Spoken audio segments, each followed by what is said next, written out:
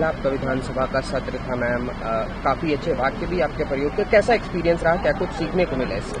बहुत कुछ सीखने को मिला और मैं पहली बार की थी तो इस बार फर्स्ट टाइमर्स बहुत सारे थे। तो मुझे ऐसे लगा कि सिर्फ मैं ही नहीं हूँ, बहुत सारे ऐसे लोग हैं जो पहली बार विधानसभा में एक विधायक के रूप में चयनित होकर के आए हैं।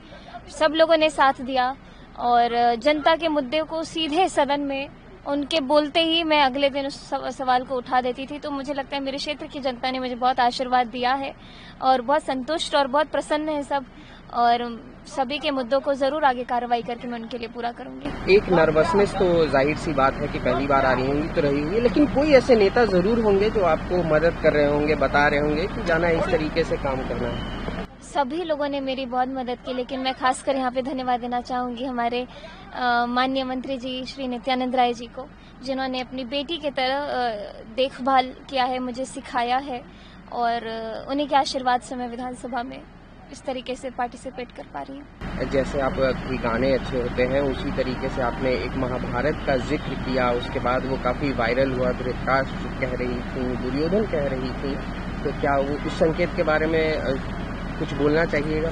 वैसे तो सदन की बातें सदन में ही खत्म हो जाती हैं। कई सालों से लोग अपनी वाक्पटुता के लिए जाने गए हैं, बहुत सारे ऐसे लोग हैं, और महाभारत रामायण से ही उसकी कथा सुनते ही मैं बड़ी हुई हूँ। मेरा संस्कार ही में ही ये सारी कथाओं को सुनना एक शामिल रहा है, और मैंने किसी का नाम नहीं लिया। मैंने एक परिकल्पना की एक ऐसे माहौल की जिससे मुझे ये कहानी याद आई, लेकिन ठीक है। अमित शाह जी आए हुए हैं बिहार के दौरे पे, आज उनका दूसरा दिन है, और उन्होंने कहा है कि बीजेपी की सरकार इनफिल्ट्रेटर्स को, मतलब घुसपैठियों को बिहार में नहीं रहने देगी। जी, माननीय गृह मंत्री जी का 3 दिवसीय दौरा, इसके बारे में हम लोग को पढ़ रहे हैं। हमारी पार्टी में भी हम लोग को जैसे सूचना मिलती है, हाँ, तो वो तो अब बहुत ही स्ट्रिक्टली अपना काम करते हैं, जैसा हम लोगों ने उनको देखा है। चाहे प्रधानमंत्री जी हों, चाहे गृह मंत्री जी हों, जो उद्देश्य है उस उद्देश्य को पूरा करने के लिए वो पूरे कर्मठता से काम करते हैं।